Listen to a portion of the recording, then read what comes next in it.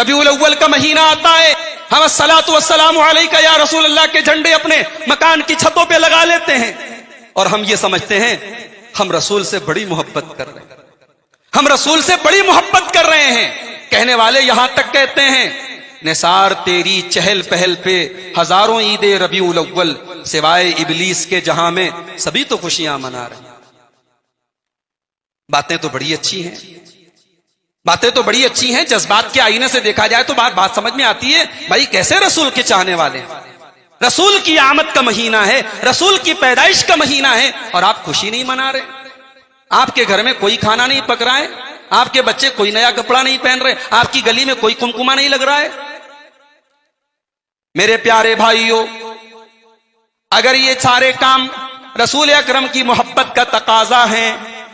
اس دنیا میں اگر سب سے زیادہ رسول سے محبت کرنے والی کوئی ہستی تھی تو یہ وہ ہستی تھی جسے ہم اماں عائشہ کے نام سے جانتے ہیں۔ اللہ کے نبی سب سے زیادہ اپنی بیویوں میں محبت کرتے تھے اماں عائشہ سے۔ اماں عائشہ نے اپنے نبی کے بعد بھی اماں عائشہ نے تقریباً 50 سال کی زندگی گزاری ہے۔ میرے پیارے بھائیوں، ذرا کوئی ایک ثبوت لا کے دے دو رسول کی یہ چہیتی بیوی اور ہم سب کی یہ ماں اماں عائشہ نے کوئی ایک جلوس نکالا ہو، کوئی ایک جھنڈی اپنے گھر میں لگائی ہو، کوئی عید میلاد النبی کے نام سے کوئی فنکشن منایا ہو۔ یہ کیسی محبت ہے میرے بھائی، جو رسول سے سب سے زیادہ محبت کرنے والے لوگوں نے نہیں منائی۔ ایک صاحب نے لکھا، لوگ پوچھتے ہیں عید میلاد النبی منانا کہاں لکھا ہے؟ رسول کے عاشقوں کی قسمت میں لکھا ہے۔ بھائی اگر یہ اس قسم کی دلیلوں سے اگر ہم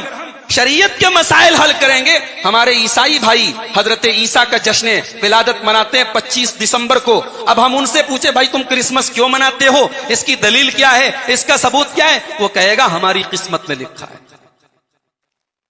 قسمت میں لکھا ہے، یہ کوئی دلیل نہیں ہے، دلیل قرآن و سنت میں لکھا ہونا چاہیے۔ میرے بھائیوں، نیکی وہ نہیں ہے جسے ہم اور آپ نیکی سمجھیں، نیکی وہ ہے جسے رب کے قرآن نے نیکی کا درجہ دیا ہو، نیکی وہ ہے جسے محمد الرسول اللہ نے نیکی کا درجہ دیا ہو۔ قرآن کریم میں سورہ کہف کی آخری آیت میں اللہ کہتا ہے فَمَنْ كَانَ يَرْجُو لِقَاءَ رَبِّهِ فَلْيَعْمَلْ عَمَلًا صَالِحًا، اگر اپنے رب سے ملاقات کرنا چاہتے ہو، اگر جنت میں جانا چاہتے ہو تو ایسا عمل کرو جو نیک عمل ہو، وَلَا يُشْرِكْ بِعِبَادَةِ رَبِّهِ أَحَدًا، اور دنیا سے شرک کے بغیر جاؤ، شرک نہ کرنا، شرک کے بغیر تمہیں دنیا سے جانا ہے، شرک سے بچو اور جو عمل کرو وہ عمل نیک ہو۔ اللہ کے یہاں یہ نہیں دیکھا جائے گا کہ آپ کتنا عمل کرتے تھے، اللہ کے یہاں یہ دیکھا جائے گا آپ کیسا عمل کرتے۔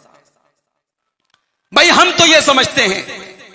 کہ میرے رسول کا ذکر صرف ربیع الاول میں نہیں ہونا چاہیے، یہ تو بٹوارے ہم نے کیے ہیں کہ ربیع الاول آیا تو اس کا نام ہم نے ربیع النور رکھ دیا، ربیع الثانی آیا ہم نے اس کا نام ربیع الغوث رکھ دیا، پھر کوئی اور مہینہ آیا ہم نے اس کا نام خواجہ غریب نواز کا مہینہ رکھ دیا، کوئی اور مہینہ آیا ہم نے اس کا نام کچھ اور رکھ دیا، ہم نے الگ الگ مہینے بنا کے رکھے۔ یہ حسین کا مہینہ ہے، یہ حسین کے نانا کا مہینہ ہے، یہ شیخ عبد القادر جیلانی کا مہینہ ہے، یہ خواجہ معین الدین چشتی اجمیری کا مہینہ ہے۔ میرے بھائیوں، ہمارا عقیدہ تو یہ ہے رسول کی سیرت، رسول کا کردار، رسول کی زندگی، رسول کی محبت ایک مہینے کے لیے نہیں اور ایک تاریخ کے لیے نہیں، سال کے 365 دن رسول سے محبت ہونی چاہیے، سال کے 365 دن رسول کا نام اپنی زبان پر لینا چاہیے، رسول کی محبت ہمارے عمل اور ہمارے کردار سے سال کے 365 دن ظاہر ہونی چاہیے۔ اگر رسول سے محبت ہے تو کوئی ایک مہینہ مت خاص کیجئے میرے بھائیوں، اگر ہم یہ خاص کر رہے ہیں تو اسی کا نام بدعت ہے، اور بدعت کا سب سے بڑا نقصان یہی ہے بدعتی توبہ جلدی نہیں کرتا ہے میرے بھائیوں، اور بدعت کا ایک بہت بڑا نقصان یہ ہے کہ کل قیامت کے دن اللہ کے رسول اس کی حوض کوثر سے اس کو دھتکار کے بھگا دیں گے۔ صحیح مسلم کی روایت ہے کہ کل قیامت کے دن اللہ کے نبی صلی اللہ علیہ وسلم جب حوض کوثر پہ جب اپنے امتیوں کو پانی پلا رہے ہوں گے کوثر کا، تو کچھ لوگ آئیں گے اور کہیں گے اے اللہ کے نبی آپ ہمیں بھی یہ شرف عطا فرمائیں۔ اللہ کے نبی ان کو پلانے کی کوشش کریں گے لیکن فرشتے روک دیں گے، اے اللہ کے نبی آپ ان کو حوض کوثر کا پانی نہیں پلا سکتے۔ اللہ کے نبی پوچھیں گے کیوں؟ تو جواب دیا جائے گا، فرشتے جواب دیں گے انک لا تدری ما احدثوا بعدک، پیارے نبی آپ نہیں جانتے انہوں نے آپ کے بعد آپ کے دین میں کون کون سے نئے کام نکالے۔ میرے بھائیوں، اگر جشن منانے کی بات ہے تو صرف رسول کی پیدائش کا دن ہی جشن نہیں ہے، اس سے بڑا جشن تو وہ دن ہے جس دن اللہ کے رسول کو نبوت عطا کی گئی، اس سے بڑا تو جشن کا وہ دن ہے جس دن اللہ کے رسول مدینہ منورہ تشریف لائے۔ اگر ہم جشن منانے نکلیں گے اور اگر ہم غم منانے نکلیں گے، نہ جانے کتنے صحابہ کی شہادت کی تاریخیں سال کے 360 دن آتی رہتی ہیں، اور نہ جانے کتنی بڑی بڑی ہستیوں کی پیدائش کے دن سال کے 360 دن آتے رہتے ہیں۔ یہ رسم و رواج، یہ خوشی، یہ پیدائش پر خوشی منانے کا کلچر، اور یہ کسی کے مرنے پر ہر سال غم منانے کا چکر، یہ اسلام کا کلچر ہی نہیں ہے، یہ اسلام کی تہذیب ہی نہیں ہے۔ اسلام بڑا سمپل دین ہے، اسلام بڑا سمپل مذہب ہے۔ بچہ بھی پیدا ہوتا ہے تو اسلام کہتا ہے 7ویں دن عقیقہ کرو، بس۔ ہر سال بچے کی پیدائش کے دن جنم دن منانا اسلام کا کلچر نہیں ہے۔ انتقال ہو گیا، 3 دن تک آپ غم کا اظہار کر لیں، 3 دن تک آپ شوق کا اظہار کر لیں، 3 دن تک آپ اپنے کاروبار بند رکھ لیں، چوتھے دن آپ کو کاروبار کھول دینا ہے، کام شروع کر دینا ہے۔ غم ظاہر نہیں، غم تو ہے، غم تو ہے۔ والدہ کا انتقال ہو گیا، سال بھر گزر گئے،